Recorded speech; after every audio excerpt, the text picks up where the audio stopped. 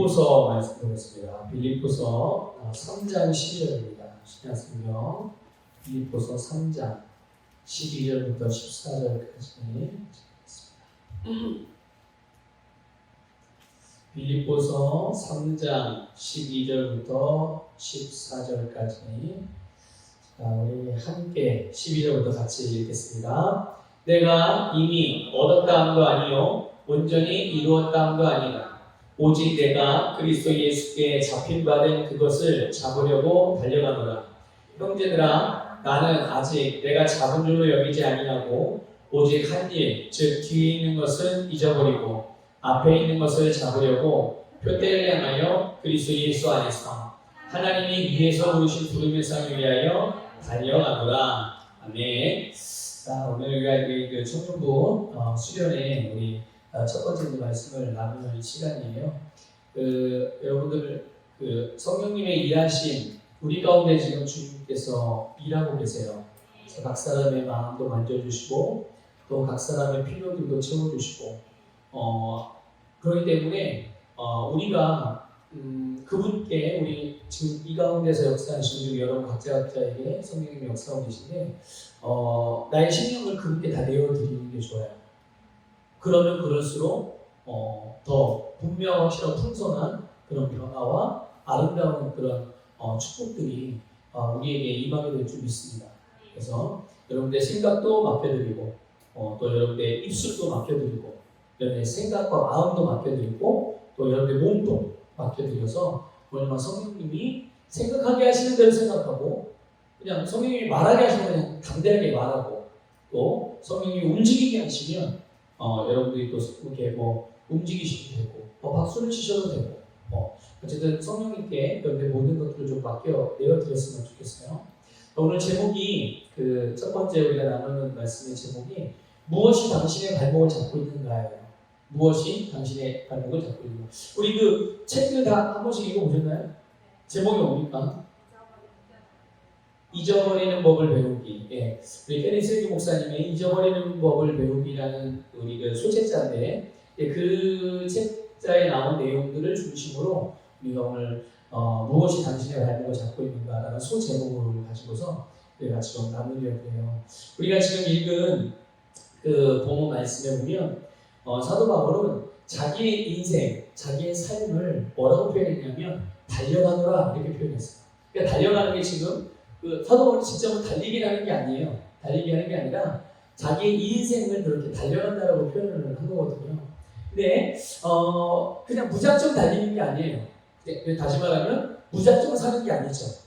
그냥 그냥 밤에 자고 아침에 눈 떠보니까 하루가 시작돼서 내가 직장을 다니고 학교를 다니고 내가 다 가야 할 직장이 있고 또 내가 가야 할 학교가 있기 때문에 내가 그냥 눈 떠서 아침이 됐으니까 그냥 가고 또 직장인 학교가 끝나면 그냥 집에 오고 끝났으니까 집에 오고 집에 와서 별다른 할 게 없으니까 그냥 스마트폰 하고 또 아니면 TV 본다든지 아니면 독서도 할 수 있죠. 독서를 한다든지 좀 쉬다가 또 이제 밤이 됐으면 또 자고 또 아침에 일어나고 이런 게 아니에요. 이런 게 아니라 우리의 인생은 이 사도 바울이 고백한 것처럼 달리는 것과 그렇게 같이 비유할 수가 있는데 무작정 달리는 게 아니라 목적지를 향해서 달려가는 거예요. 그러니까 사실 하나님은 우리 모든 인생에 대해 계획을 갖고 계세요. 때로는 사람들이 그런 생각을 하거든요. 나는 왜 태어났을까? 왜 엄마 아빠가 나를 낳았을까? 네. 그런 생각을 하거든요. 물론 엄마 아빠를 통해서 부모를 통해서 우리가 이 땅에 태어났지만 우리가 이 땅에 태어났을 때 나라는 생명, 나라는 존재를 이 땅에 있게 하신 것은 보내주신 것은 하나님이시거든요. 근데 하나님은 무계획적으로 일하시는 분이 아니세요. 계획 없이 사시는 분이 아니시다고요. 하나님은 모든 것들을 계획하시고 그 계획 안에서 그 계획들이 이루어지도록 역사하시는 분이세요. 그러니까 우리의 인생 가운데도 하나님이 우리의 인생에 대한 계획을 갖고 계시고 그래서 우리를 이 땅에 태어나게 하셨고 그래서 우리는 이 사도 바울과 같이 그렇게 목적지를 향해서 달려가는 존재라는 것을 먼저 좀 알았으면 좋겠어요. 그래서 그 사도 바울은 자기가 어떤 목적지, 목표를 향해서 달려간다는 그런 인생을 살아간다는 그렇게 표현하고 있는 건데, 그러면 사도 바울이 달려가는 목적지가 어디냐는 거예요. 도대체 사도 바울은 자기 인생의 목적지가 어디길래 그토록 달려간다라고 이렇게 표현을 하는가. 그래서 보니까, 오늘 본문에 보니까, 위에서 부르심의 부름의 상. 이거를 향하여 달려간대요. 부름의 상을 얻기 위하여, 부름의 상을 위하여 달려간다. 이렇게 고백하고 있어요. 그러니까, 위에서 부르신 부름의 상. 위에서 누가 불렀어요? 하나님이 우리를 부르신 거예요. 하나님이 우리를 부르시고, 그 불렀으면 어떻게 해야 되죠? 네, 해야 되잖아요. 이게 부르심, 그리고 그 부르심을 따라 산다? 이게 좀 부르심이라는 말이 일반적으로 사람들이 사용하는 말이 아니고, 교회 안에서만 사용하는 말이고, 또 교회 안에서도 그냥 평범한 성도들에게 사용되는 게 아니라, 나름대로 사명감을 가지고 살아가는 사람들에게, 또 열심을 내고 말씀 좀 배워보고자 하는 사람들에게 익숙한 단어이지, 그냥 일반 성도들은 또 그냥 교회만 왔다 갔다 하는 그런 성도들에게는 또 익숙한 단어가 아니에요. 부르심이 굉장히 어렵게 생겨요. 그 부르심이 다른 게 아니에요. 그냥 정말 하나님이 나를 부르는 거죠. 태우가 이렇게 하나님 부르는 거예요. 그럼 태우기는 뭐라고? 하나님이 태우가 이렇게 부르면 어떻게 반응할 거예요? 셀까요? 이거 가요? 아니죠. 네 하는 거죠. 네 하는 게 바로 부르심에 응답한다라고 표현할 수 있는 거예요. 그러니까 이 사도 바울이 자신의 인생을 지금 달려간다고 표현했는데, 그 달려가는 목적지가 하나님이 자기를 불렀잖아요. 어디론가 부른 거예요. 근데 그 어디론가 부른 그 표대가 보니까, 표대가 누구예요? 14절에 보세요. 표대라고 되어 있죠. 표대. 그 표대가 뭐냐면 바로 예수 그리스도예요. 네. 예수 그리스도에게로 향하여 주님이 부르시는 거죠. 일로 와라. 일로 와라. 그러니까 사도 바울은 네 하고 저 부르셨어요 하고 그 부르심의 소리가 있는 방향으로 몸을 틀고, 시선을 그 부르심의 소리가 있는 곳으로 향하고, 그래서 보니까 누가 있는 거예요? 예수님이 있고, 거기 보니까 뭐가 있어요? 예수님의 삶이 있는 거예요. 예수님이 보이고 예수님의 삶이 보이고. 그럼 여러분 보세요. 여러분 눈 뜨고 한번 여기 둘러보세요. 예수님 보여요? 이 그림에는 보이죠. 저기 예수님, 저기도 예수님이고, 그림으로는 보일 수 있어요. 근데 예수님의 실체가 보여요? 우리의 몸을 보듯이 보이지 않죠. 사도 바울도 마찬가지. 사도 바울은 주님의 부르심의 방향을 향하여 귀를 기울이고, 주님의 부르심의 소리를 따라서 몸을 그 방향으로 틀고, 주님의 부르심을 따라서 그 시선의 방향을 틀고 보니까 바로 말씀을 통해서 자기를 향한 주님의 부르심이 보이는 거예요. 그러니까 거기를 향해서 그러니까 딱 보니까 예수님의 삶이 바로 주님의 자기를 부르시는 부르심의 모습이었던 거예요. 그러니까 이 사도 바울이 그 표대 대신 예수님을 향하여 그렇게 살아가면서 주님을 위해 사는 그런 인생이 된 거죠. 여러분, 과연 무엇이 우리의 부르심을 다 이루는 삶일까요? 무엇이 부르심을 따라 사는 삶일까요? 이거 다른 말로 표현하면 무엇이 목적을 따라 사는 삶일까요? 무엇이 나의 존재의 이유일까? 무엇이 내가 사는 이유일까? 이삭이 직장 생활하죠, 요즘에. 왜 직장 생활해요? 돈 벌려고 해요. 왜 돈 벌려고 해요? 그 돈 가지고 뭐 하려고? 살려고. 자, 보세요. 주님께서 나를 부르셨어요. 무엇을 위해서? 잘 먹고 잘 살라고? 네, 영혼을 구원하려고. 그럼 내가 있는 자리는 뭐 하는 자리일 거예요? 뭐 하는 자리인 거예요? 여러분 다 직장 다니죠? 우리 여기 있는 분들 다 지금 직장 다니고 있어요? 여러분이 다니는 직장이 무슨 현장인 거예요? 영혼을 구원하는 현장인 거예요. 근데 거기는 또 영혼을 구원하는 현장이기도 하지만 나의 삶의 필요를 하나님이 공급해 주신 통로이기도 해요. 그렇죠? 그러면 하나님이 우리에게 그 우리의 필요, 재정적인 필요를 왜 채워주실까요? 그래, 너 잘 돈 모아서, 청년들이니까 돈 잘 모으고, 미래를 잘 계획해서 종잣돈을 잘 만들어가지고, 너 정말 사업적으로도 성공하고, 재정적으로도 성공하고, 인간관계도 성공하고, 명예적으로도 성공해서 이 땅에서 좋은 집도 사고, 아니 집도 두 채, 세 채, 네 채 사기도 하고, 차도 좋은 차 사고, 슈퍼카도 한 대 사고, 그렇게 살라고 주님께서 여러분들에게 재정적인 공급을 해주실까요? 지금 여러분이 있는 그 직장에서? 물론 그런 것들도 있을 수 있죠. 물론 제가 좀 극단적으로 예를 든 거긴 하지만, 그런데 어쨌든 우리의 삶의 필요를 통해서 우리가 이 세상을 살아가는데 어려움이 없도록 풍성한 삶을 살게 하시기 위해서 공급을 해주시는 거예요. 그런데 주님께서 우리에게 필요를 공급해 주시는 궁극적인 이유는 그 너머에 또 있는 거예요. 단지 우리가 이 세상을 사는데 먹고 사는 문제만이 아니라 그 너머까지 주님은 보고 계신다고요. 근데 우리를 부르심이 거기까지 보라는 거죠. 거기까지. 주님의 의도까지. 그게 뭐예요? 그래서 나는 그 주님의 의도에다가 내 모든 행하는 이유와 목적을 빗대는 거죠. 내가 돈을 버는 이유. 살려고. 물론 맞죠? 살려고 그 돈을 버는 거죠. 하지만 그 이상의 것이 있다는 거예요. 바로 하나님의 뜻이 이루어지는 일을 위하여 사용하기 위해서. 더 풍성하게 사용하기 위해서. 이거는 핑계가 되면 안 돼. 진짜 내 속에서는 잘 먹고 잘 살려고 내가 돈을 벌어야지. 이런 마음을 갖고 있으면서 왠지 그냥 주님 앞에서나 사람들한테 이야기할 때는 주님의 영광을 위해서 저는 돈을 벌고 있어요. 이렇게 얘기하면은 사람들은 속을 수 있어요. 근데 하나님은 안 속으세요. 하나님은 우리의 중심을 알고 계시고 우리의 동기, 우리의 의도 모든 것을 알고 계시거든요.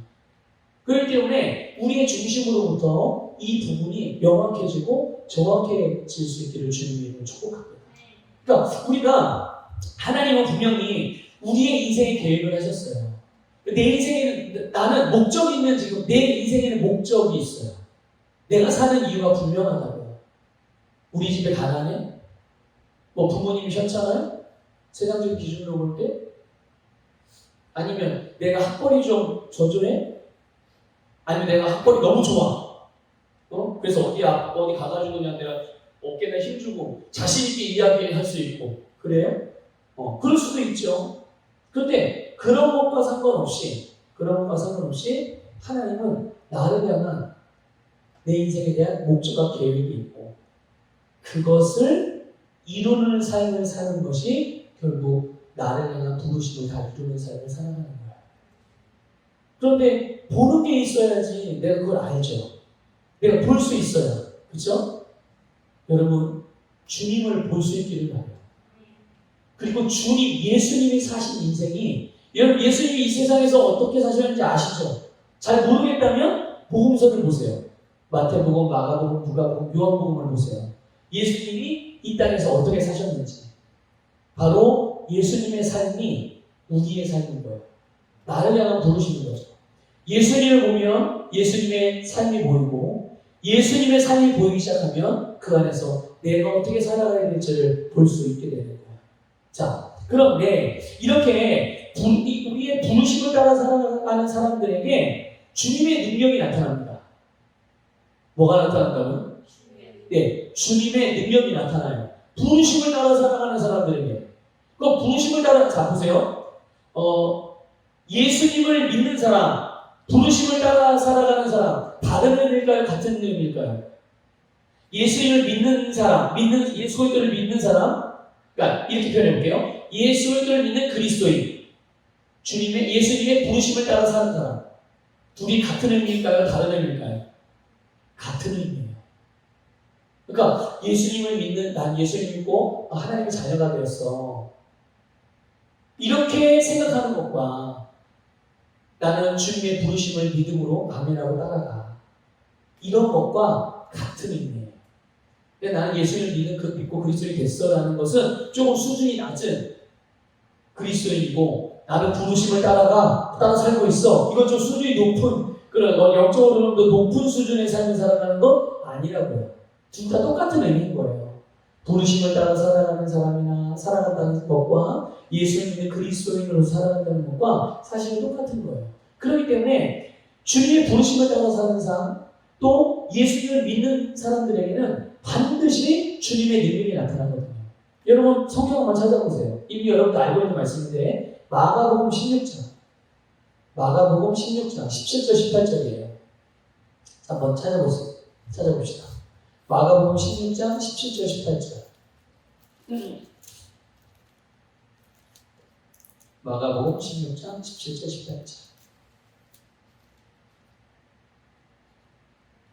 너무 많이 들어가지고 너무나 익숙한 말씀인데 그래도 오늘 새롭게 받으시기 바랍니다. 자, 마가복음 16장 17절 18절 같이 읽습니다. 시작. 믿는 자들에게는 이런 표적이 따르리니 곧 그들이 내 이름으로 귀신을 쫓아내며 새 방언을 말하며 뱀을 집어올리며 무슨 독을 마실지라도 해를 받지 아니하며 병든 사람에게 손을 얹은즉 나으리라 하시더라. 아멘. 자, 치수요. 너의 왼손을 우리 2, 3이 등에다 잠깐 얹어봐. 너의 손이 치유하는 손이야. 그래서 네 손을 믿음으로 아픈 사람에게 얹으면 그 사람은 치유돼. 알겠지? 손 대지. 자, 주님을 잘 믿는 사람이 아니에요. 주님을 열심히 믿는 사람이 아니라 믿는 사람은 누구든지 그 표적이 따라간단 말이에요. 표적에 따라요. 반드시 주님의 능력이 나타나요. 그래서 귀신도 쫓아내기도 하고 새 방언을 말하기도 하고 뱀을 집어올리기도 하고 무슨 독을 마시자 해를 받지 않고 병든 사람에게 손을 얹으면 낫는 역사가 일어나게 되는 거예요. 자, 초대교회 예수님의 제자들을 비롯해서 당시의 그리스도인들 그리고 사도 바울도 뭐 하며 살았을까요? 사도 바울, 베드로, 요한, 야고보, 안드레 이런 예수님의 제자들 또 사도 바울 그리고 초대교회 우리가 알고 있는 에베소 교회, 예루살렘 교회 또 어디 교회가 빌립보 교회, 고린도 교회 이런 초대교회들이 있잖아요. 그 초대교회 성도들이 그리스도인들이 뭐 하며 살았을까요? 뭘 행하며 살았을까요? 무엇을 하며 살고 무엇을 위해서 살았을까? 무엇을 위해서 살았냐고 묻는다면 그들은 예수님을 위해서 살았어요. 그리고 다른 사람을 위해서 살았어요. 뭐 하면서 살았을까요? 그러면? 예수님을 위하고 다른 사람을 위해 살았구나. 그럼 뭘 했을까요? 그들은? 예수님의 제자들 뭐 했어요? 예수님을 위하고 다른 사람을 위하는 삶을 살아가면서 뭘 했길래 그들이 예수님을 위했고 뭘 했길래 그들이 다른 사람을 위해 살았다고 그렇게 말할 수가 있을까요? 예수님의 제자들, 사도 바울이 뭐 했는지 초대교회들이 뭐 했는지 성도들이, 그리스도인들이 뭐 했어요? 아픈 사람을 보면 그는 지나치지 않았어요. 그래서 성전 비문에 앉은 앉은 뱅이에게 베드로가 뭐라고 했죠? 은과 금은 지금 내게 없지만 내게 있는 것을 너에게 줄게. 내게는 예수님 이름이 있거든. 예수님의 이름으로 일어나 걸어라. 그랬더니 그 사람이 치유가 일어났어요. 누구를 위해서 하는 일이에요? 치유가 주님의 뜻이기 때문에 첫 번째는 주님을 위해서 그 일을 했고 그리고 또 하나는 그 병든 자를 위해서 그에게 그 치유의 일을 한 거죠. 사도들도 사도들도 바울도 그리스도인들 그 초대교회 그리스도인들도 다 그렇게. 근데 그렇게 행했던 삶을 가만 보게 되면 이게 다 누구의 삶이냐? 예수님의 삶이라는 거예요. 예수님께서 이 땅에 오셔서 행하신 일들과 그리고 십자가에서 이루신 모든 일들이 결국은 그리스도인들이 행하는 그런 일들이었고 그들이 살아갔던 삶의 모습들이었다는 거예요. 그래서 예수 그리스도를 위해서 다른 사람을 위해서 사는 것이 바로 오늘 우리를 향한 부르심입니다. 우리 이삭이를 향한 하나님의 부르심. 그게 바로 주님을 위해서 사는 거예요. 여러분 각자 저를 포함해서 우리 모두를 향한 부르심은 뭐냐? 주님, 저는 주님의 부르심을 알고 싶어요. 여러분 그렇게 기도하잖아요. 그렇죠? 그래서 여러분 그 부르심을 발견했습니까? 발견했다면 아멘이에요. 감사한 일이에요. 그게 뭐냐? 바로 주님을 위해서 살아가는 거. 주님, 나는 그걸 더 구체적으로 알고 싶어요.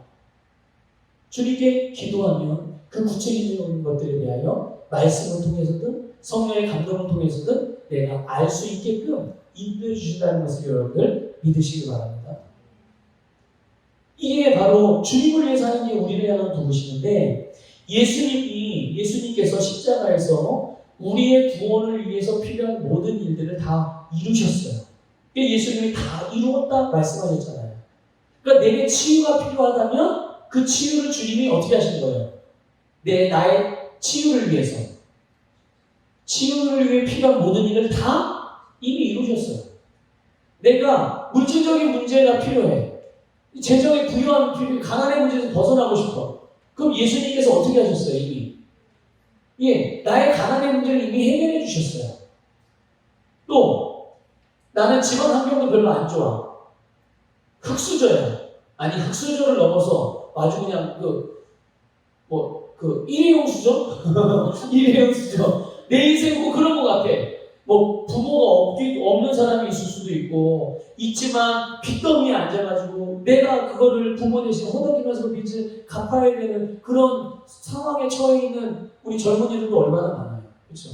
근데 어떤 모양이 됐든 그런 재정적인 압박과 부담과, 하지만 그런 나의 재정적인 필요를 위해서 주님께서 다 이루어 놓으셨다는 거예요. 이것을 믿는 사람들이 바로 예수 그리스도의 능력, 성령의 능력으로 살 수 있는 겁니다. 주님이 이루신 일을 확실하게 믿을 때. 그런데 막상 그리스도인들이 본인들의 삶에서는 이런 능력들을 많이 경험하지 못하고 살아가는 거예요. 그러니까 성도들은 그런 생각들을 하죠. 아니 교회에서 말씀을 드리면 꼭 그럴 것 같은데 왜 집에 가고 직장 가고 내 삶의 자리로 돌아오면 왜 나는 이렇게 힘들고 왜 이런 문제들이 극복이 잘 안 될까? 그런 생각을 갖는 사람들이 있거든요. 자, 그런데 여러분 본문을 보게 되면, 다시 본문으로 빌립보 3장으로 돌아와서 보면 사도 바울이요, 우리가 똑같이 표대를 향하여 달려가고 있어요. 목적을 따라서 살아가고 있다고요. 주님을 위해서 사는 삶을 지금 사도 바울이 계속 살아가고 있어요. 그런데 오늘 우리 본문 말씀을 보게 되면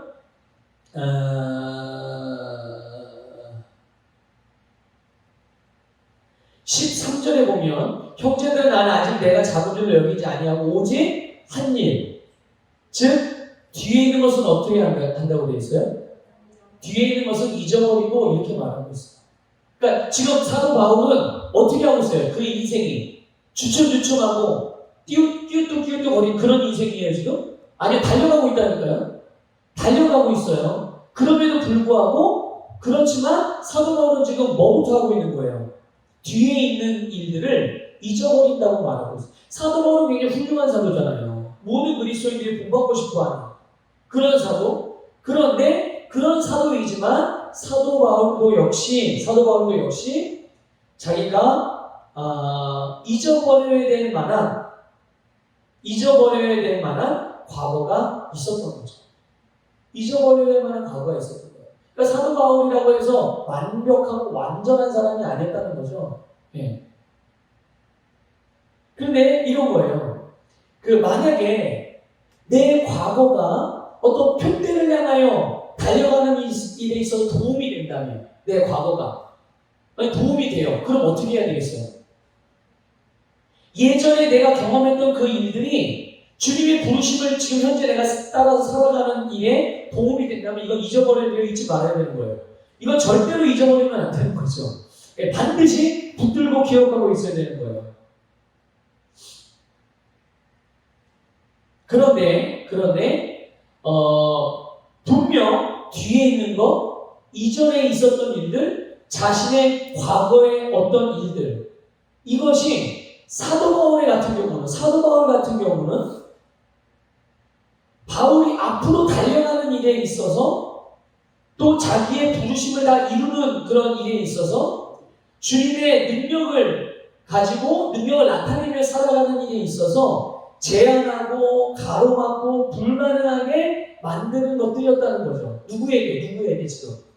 예, 사도 바울에게. 그 유명하고 훌륭한 사도 바울에게도 그가 겪었던 과거의 어떤 그런 일들은 지금 자기가 막상 달려가고 있지만 이거를 잊어버리지 않는 이상은 이게 앞으로 달려가는 사도 바울 자신의 발목을 붙잡을 수 있기 때문에 자신은 어떻게든 이것들을 잊어버리고 그래서 이걸 떨쳐버리고 앞으로 달려가고자 한다는 거예요.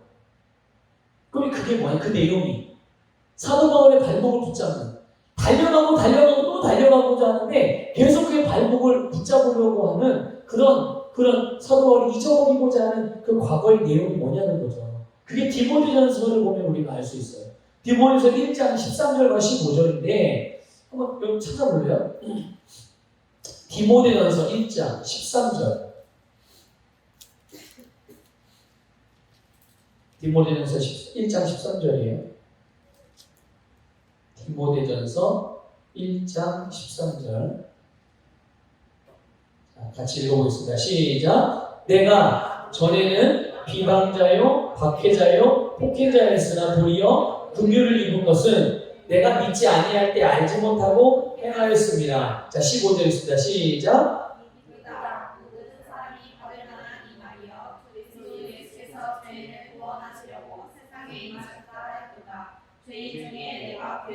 사도 바울이 스스로 뭐라고 그래요?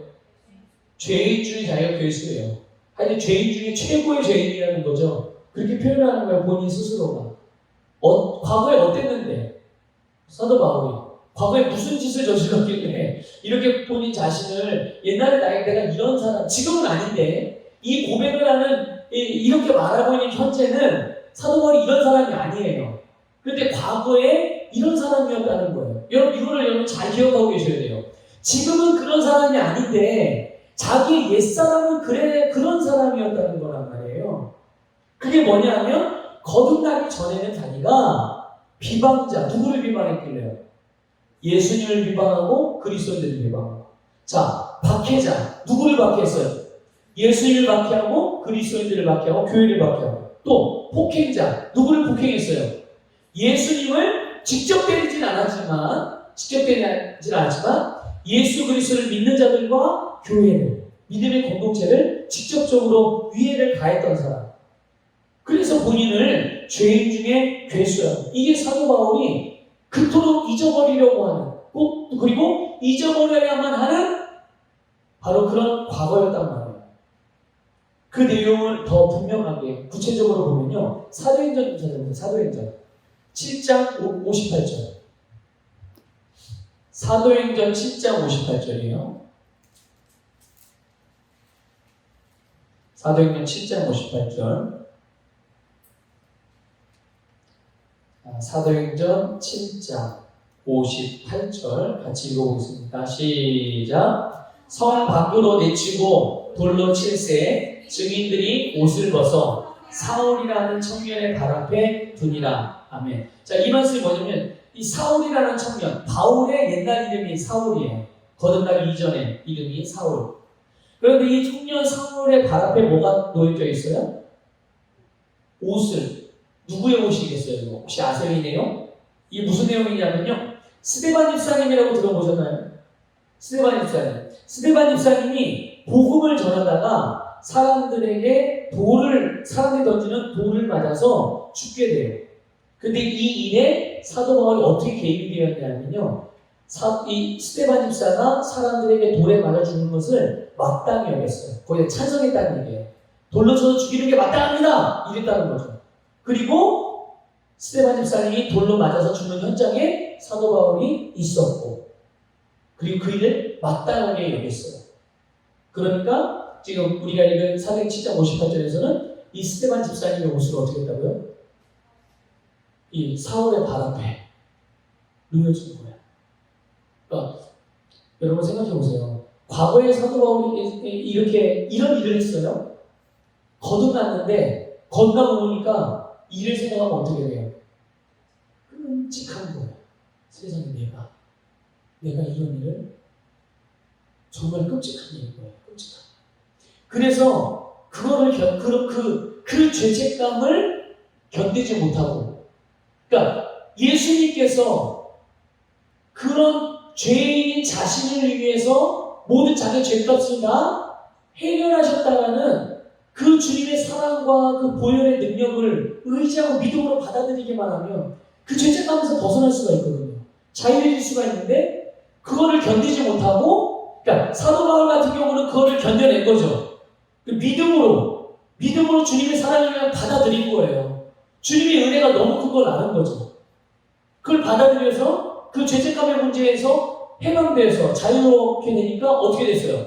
정말 주님을 놀랍게 쓰임받는 그런 사도가 됐잖아요. 근데 반면에 가룟 유다 같은 경우는 어떻게 됐어요? 가룟 유다도 정말 예수님께 끔찍한 일을 저지르잖아요. 그런데 이 가룟 유다가 나중에는 어떻게 돼요? 깨달아요? 못 깨달아요? 깨달았죠. 알았어요. 내가 자기가 얼마나 지금 끔찍한 일을 했는지를 알게 됐어요. 너무나 죄책감에 사로잡히고 과거에, 그러니까 자기가 이전에 지금 요 직전까지 예수님에게 행했던 그 일들 때문에 자기가 했던 실수, 자기가 했던 잘못 때문에 어떤 일이 벌어졌는지 그거에 대해서 너무나도 죄책감이 컸던 거예요. 그런데 그 죄책감을 가지고 주님께 내어 맡기지 못하고 믿음으로 받아들이지 못하고서는 어떻게 합니까? 그걸 견디지 못해서 스스로 목숨을 끊어요.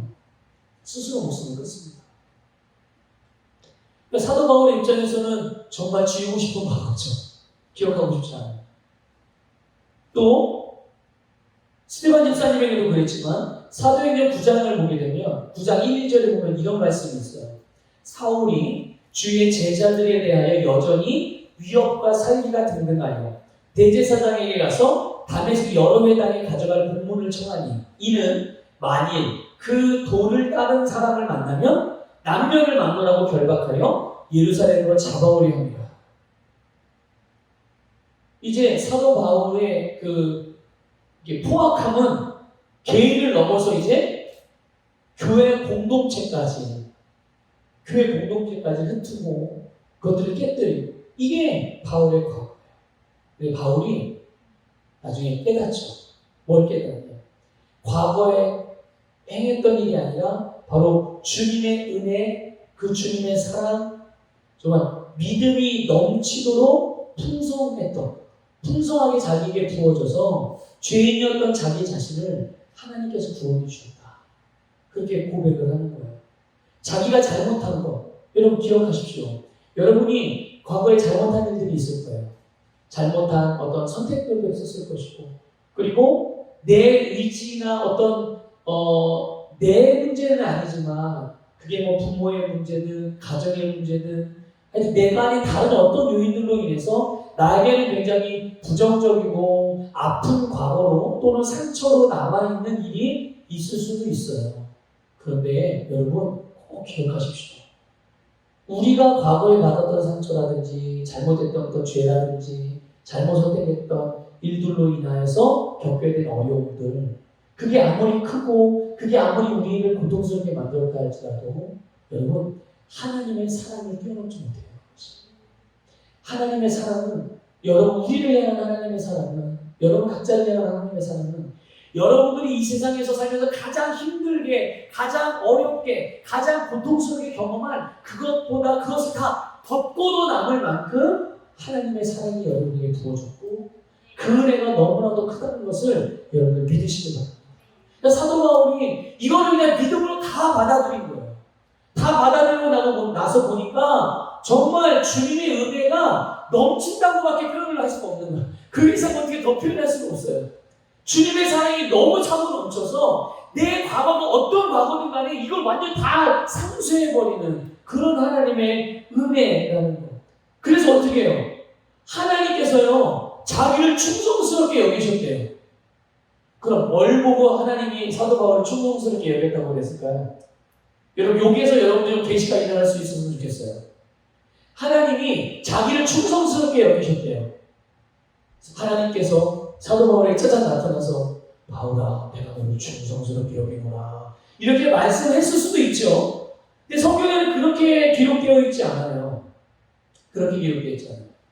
대우가 내가 너를 충성스럽게 여기노라 이러면 얼마나 감격하겠어요? 그쵸?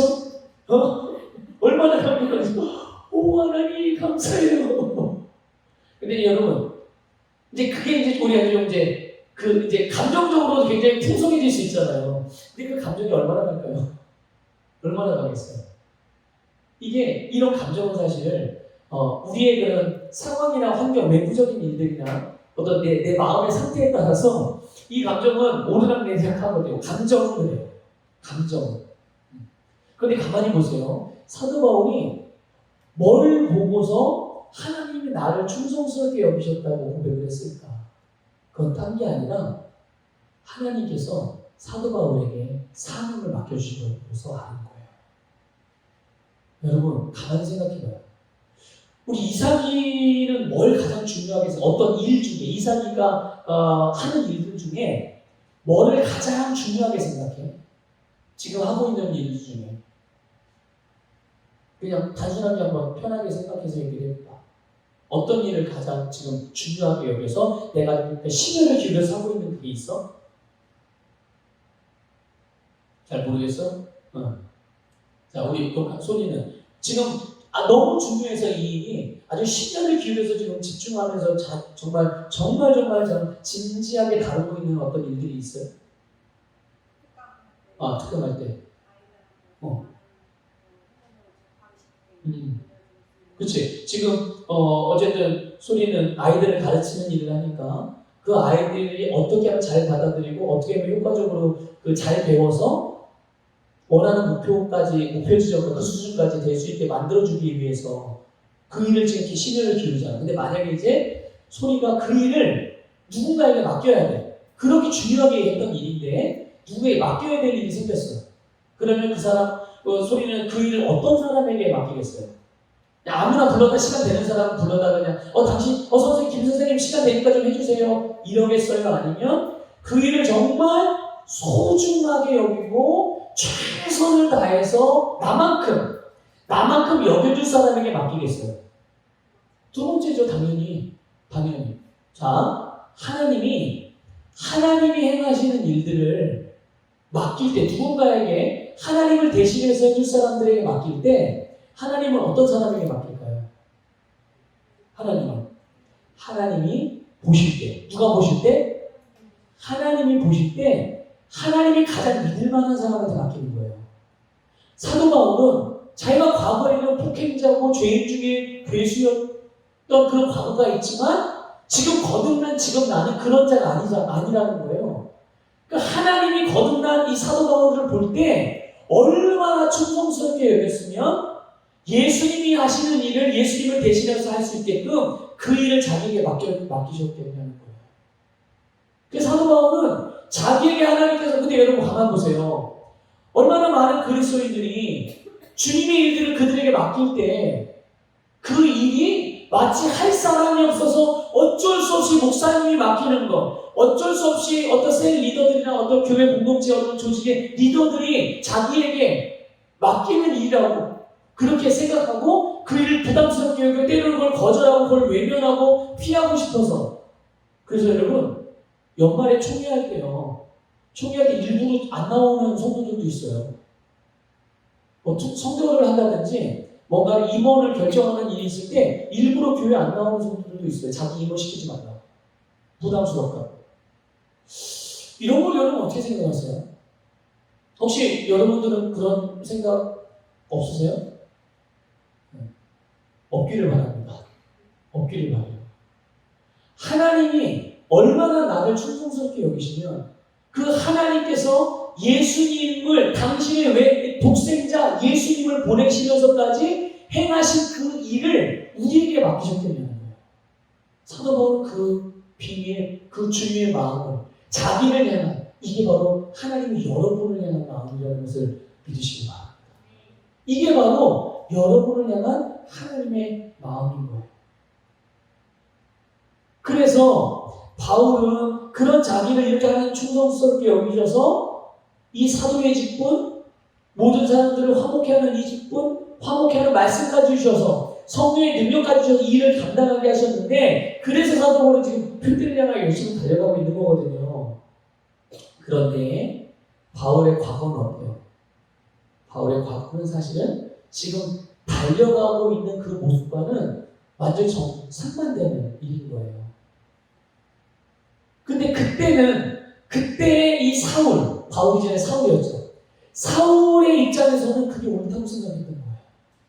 그게 너무 옳고 당연한 거라고 생각했기 때문에 그렇게 행했지만, 주님을 만나고 보니까 말씀을 묵상하면서 성령께서 말씀을 깨닫게 하신 것들을 깨닫고 보니까 자기가 얼마나 어리석게 생각했고, 얼마나 잘못된 것을 선택했고, 얼마나 잘못된 인생의 방향을 결정하고 그렇게 행동했는지를 알게 된 거예요. 얼마나 끔찍해요. 이걸 알고 있으니 얼마나 끔찍합니까? 여러분, 아까도 잠깐 언급했지만 그리스도인들 가운데 자기들이 과거에 했던 잘못된 선택들과 그런 행동들로 인해서 괴로워하는 사람이 굉장히 많아요. 심지어 주님께 회개했어요. 회개했는데 회개하고 돌아서고 집에 가는데 또 그 생각이 또 나. 또 회개해. 근데 또 언제 한 3일 있으니까 또 생각이 나. 옛날에 했던 죄가. 근데 회개가 덜 된다고 하다가 또 회개해. 여러분, 우리가 회개할 때 믿음으로 회개해요? 습관적으로 회개해요? 네, 믿음으로. 자, 회개 말고 하나님께 뭔가 필요해서 간구할 때 이런 믿음으로 해요? 애걸복걸하는 그런 마음으로 해요? 믿음으로 하죠. 우리는 모든 것을 믿음으로 해요. 모든 종류의 기도를 우리는 믿음으로 합니다. 믿음으로 기도하는 게 뭐예요? 자, 내가 어떤 A라는 잘못을 했어요. 그래서 내가 그게 성령님께서 그게 잘못된 걸 알게 하셔서 내가 그 잘못된 걸 알았어요.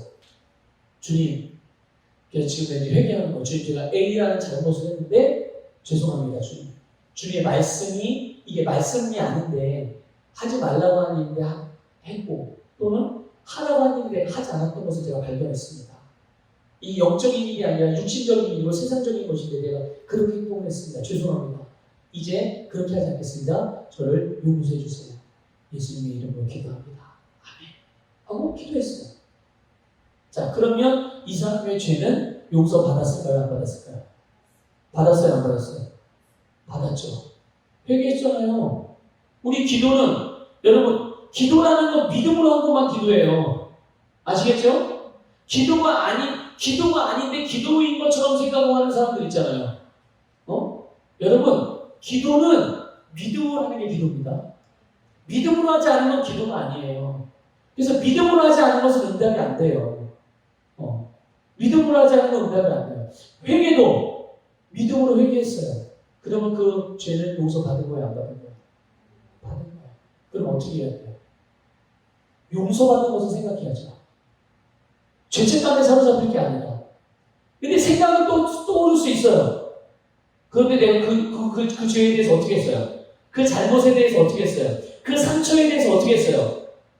믿음으로 회개했고, 믿음으로 그 상처에 대하여 치유됐음을 내가 믿음으로 받아들였고, 주님께 날 치유해 주셨음을, 내 과거의 상처를 치유해 주셨음을 받아들였어요. 믿음으로 치유를 받았어요. 그러면 우리는 그것을 내가 치유받았다고 믿고 치유받은 것을 생각해야죠. 내가 용서받은 것을 생각해야죠. 용서받은 나, 거듭난 나, 치유된 나, 자유케 된 나, 기뻐하는 나, 즐거운 나, 의로운 나, 이거를 기억해야죠. 그러니까 여러분, 이런 부분들을 여러분 분명하게 기억하셔야 돼요. 그래서 과거를 자꾸만, 과거에 했던 잘못, 만약에 과거에 했던 잘못인데 아직 회개를 하지 않았어요. 그러면 거기 회개하면 되는 거예요. 알았다면, 알아줬으면 회개하면 되는 거예요. 그런데 회개해놓고서 다시 또 기억하고, 또 다시 회개하고, 그거는 믿음으로 회개했다는 거예요? 믿음이 없이 회개했다는 거예요? 믿음으로 하지 않은 거예요. 여러분, 믿음으로 회개했다면 주님으로부터 그 즉시 용서받았다는 걸 아시고, 여러분, 자꾸만 과거에 사로잡히지 말고 주님께서 지금 나에게 이루신 그 일을 주목할 수 있기를 주님의 이름으로 축복합니다. 그래서 결국은 표대를 향해서 달려가야 하는 현재와 미래의 삶에 대한 소망을 잃어버리고 표류하는 상태로 살아가는 그리스도인들이 너무 많은 거예요. 뭐 때문에? 뭐 때문에요? 자기의 실수, 과거의 잘못, 또 과거에 받았던 어떤 상처, 아니면 마음 아팠던 어떤 부정적인 그런 과거의 경험들, 이런 것들을 가지고 스스로 정죄감을 갖고 죄책감을 갖고 우울감을 갖고 자기 연민을 가지면서, 그러면 결국은 지금 나는 현재를 살잖아요. 그리고 현재가 계속 모여서 나의 미래가 되는 거잖아요. 현재와 나의 미래에 대한 소망을 잃어버리고 굉장히 표류하는 그런 상태로 계속 살아가고 있으니까 마치 정처 없이 떠도는 인생처럼 그렇게 살아가게 되는 거예요. 여러분, 우리가 어두운 과거라든지 과거에 있었던 어떤 실수들, 치명적인 실수들, 뭐 작은 실수들, 또는 부정적인 경험들에 대해서 내가 이걸 그냥 부정해버리고, 또는 아니면 그냥 기억 속에서 잊어버리기만 하면 되는가? 아니, 그런다고 없어지나요? 그냥 그런 의미가 아닌 거예요. 그런 의미가 아니라 우리가 반드시 알아야 되는 게 있어요. 다시 말하면 반드시 믿어야 되는 게 있죠.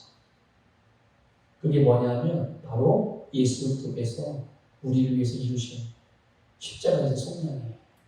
이것을 반드시 믿으시고 이것을 항상 기억하셔야 돼요.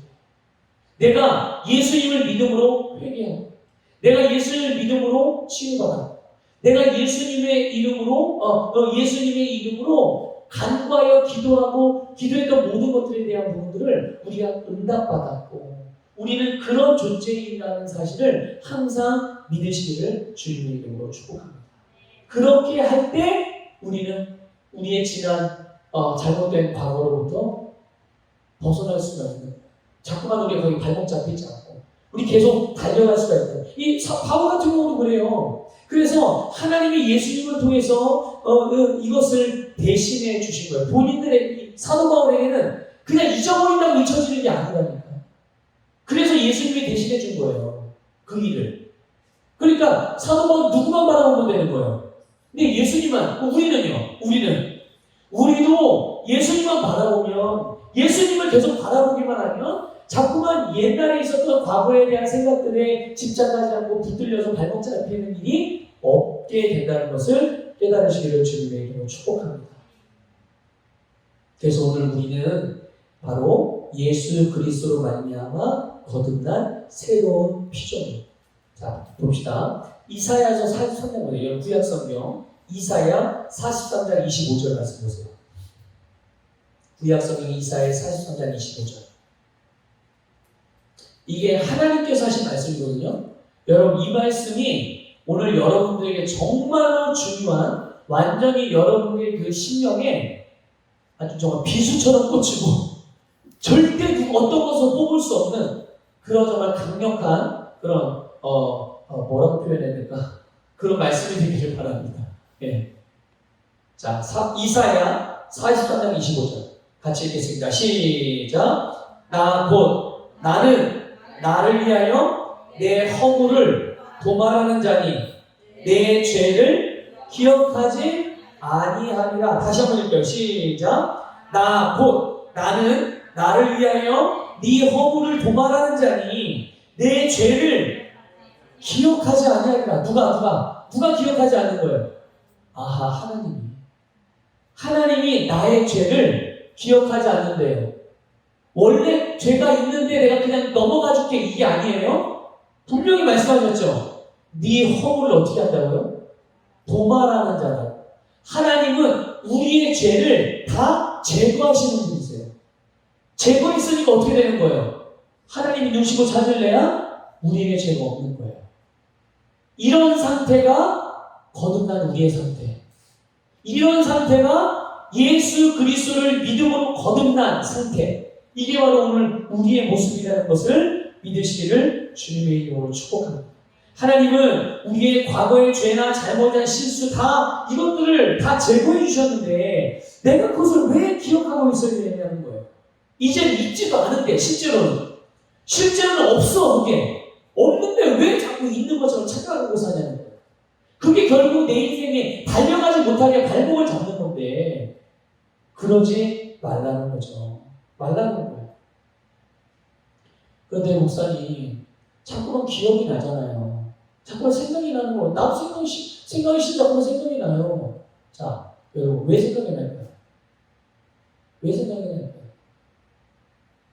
없는데 있는 것처럼 내게 아닌데 마치 내 건 것처럼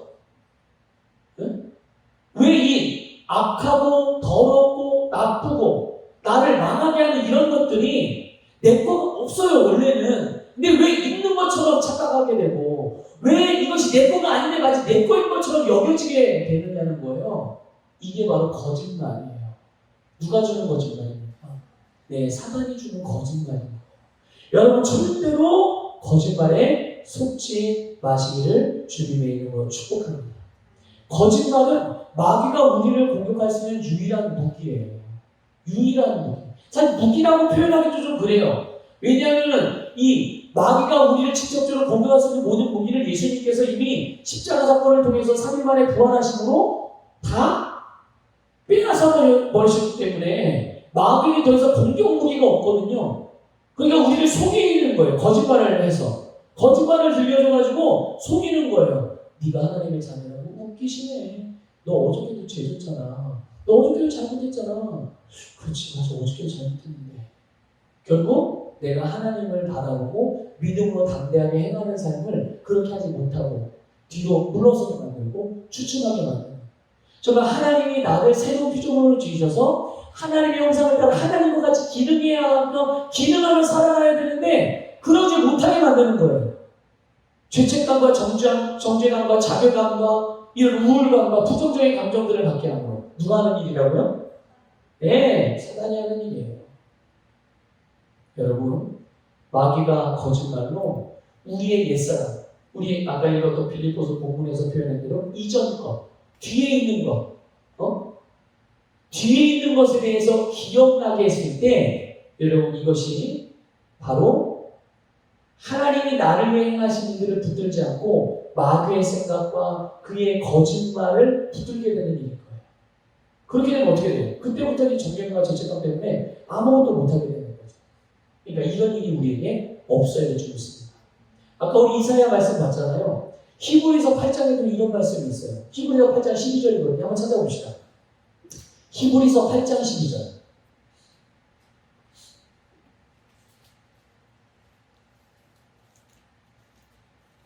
히브리서 8장 12절 읽겠습니다.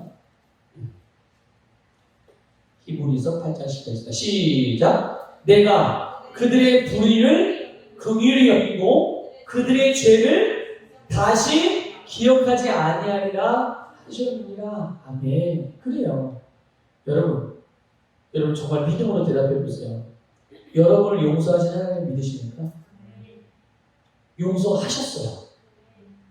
계속. 그리고 여러분들이 주님께 용서를 구할 때마다 주님은 분명히 또 용서하실 거예요. 믿으세요, 여러분?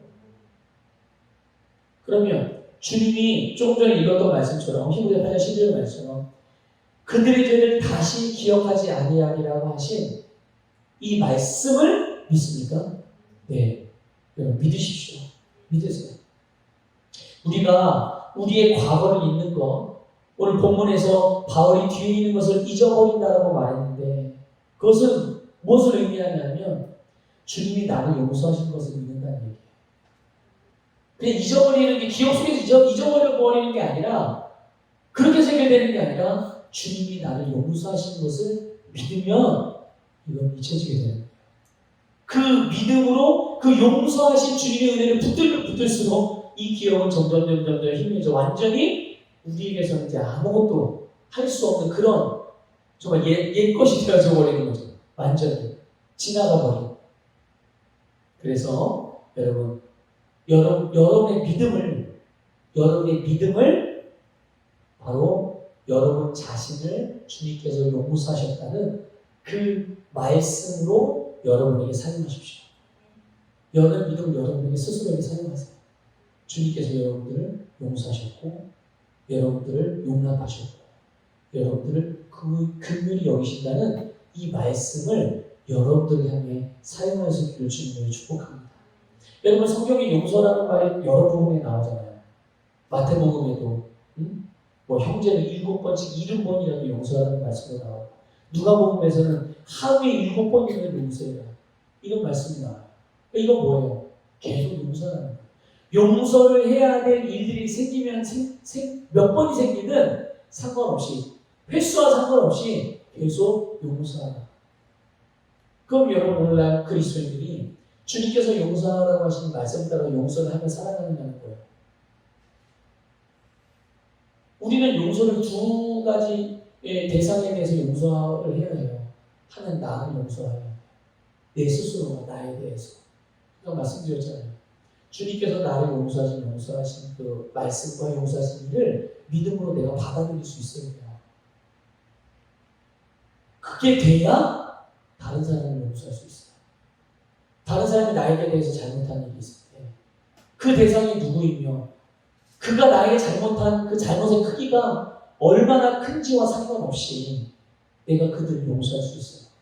내가 나를 용서하신 주님의 용서를 받아들이지 못하고 주님께 나를 용서하셨다라는 그 말씀을 내가 믿지 못하면 내가 다른 사람을 용서하는 건 불가능한 거예요. 왜? 내가 용서를 받아본 일이 없는데 어떻게 용서를 어떻게 해요? 내가 용서를 받아본 적이 없는데 용서받아본 적이 없는데 스스로. 예? 그렇기 때문에 여러분을 다시 한번 말씀드리면 먼저는 주님께서 우리 허물을 더 이상 기억하지 않고 우리에게 없다. 이거 어디 갔어요? 여러분? 우리 잘못이다. 어디 간 거예요? 없어졌어요. 예수님께서 다 가져가셨어요. 우리 이걸 믿음으로 받아들입니다. 목사님 그럼 내가 그래도 잘못하고 실수하면 어떡하죠? 주님께서 말씀하셨잖아요. 주님은 미쁘시고 의로우신 분이기 때문에 우리가 잘못할 때마다 그분께 우리의 죄를 고백하면 회개하면 그때마다 어떻게 해주세요? 우리를 용서해주세요. 용서해주세요. 그때마다 우리는 주의 앞에 믿음으로 회개하면 용서해주세요. 용서받았으면 이제 더 이상 우리에게 죄가 남아있는 거야, 안 남아있는 거야? 안 남아있는 거죠. 그럼 우리 또다시 자유롭게 주님께서 우리에게 살라고 하신 예수님의 삶을 살아갈 수가 있는 거예요. 이제 여러분 첫 발걸음을 내딛으셔야 돼요. 첫 발걸음은 뭡니까? 주님께서 나를 용서하셨고 나를 용납하셨고 내 모든 아픈 과거, 아픈 상처, 또 내 실수, 내 잘못된 선택, 나의 지었던 죄들 그것들을 주님께서 다 제거하여 주시고 나를 의롭게 하셨다는 사실을 믿는 거예요. 그럼 두 번째 발걸음은 뭘까요? 그 믿음으로 내가 용서를 받았으니 나도 다른 사람들을 용서하며 살아가는 삶을 살아가게 됩니다. 그게 과거를 잊어버리고 옛사람을 잊어버리고 나의 발목을 붙잡으려고 하는 그런 마귀의 거짓말을 뿌리치고 우리가 계속 달려갈 수 있는 비결이라는 것을 믿으시기를 바랍니다. 오늘 우리의 모든 삶이 또 우리 앞으로 우리 청년들의 모든 삶들에서 여러분들의 무궁무진한 미래가 있잖아요. 그렇죠? 여러분들이 어떤 그림을 그리느냐 그리기만 하면 그림대로 된단 말이에요. 여러분들이 지금 뭔가를 보고서 그리기만 하면 여러분은 그 그림대로 되어줄 수 있는 가능성을 무한한 잠재력을 가지고 있는 사람들이니까 벌써부터 포기하고 벌써부터 시작도 안 하고 포기하는 게 어딨어. 그렇죠? 목사님 저는 옛날에 이런 일들 우리 집안이 이렇고 내 학번이 이렇고 나는 가진 게 이렇고 내 성격이 이렇고 이런 거 주님께서 이런 모든 것들을 다 해결하셨단 말이에요. 그렇죠? 우리는 주님께서 우리 위해 새로운 삶만 바라보면 되고요. 용서받은 나만 바라보면 되고 자유케 된 나만 바라보면 돼요. 그래서 그 주님을 보면서 주님을 통해서 여러분을 보십시오. 여러분이 과연 내가 나의 삶에서 얼마만큼까지 살아갈 수가 있는가? 얼마만큼까지 능력 있는 삶을 살고 과연 무엇을 하며 살아갈 수 있으며 내가 어떤 가치를 지닌 존재이고 내 인생을 얼마나 보람되게 살 수 있을까? 예수님을 보세요. 누구를 보라고요? 네, 예수님을 보세요.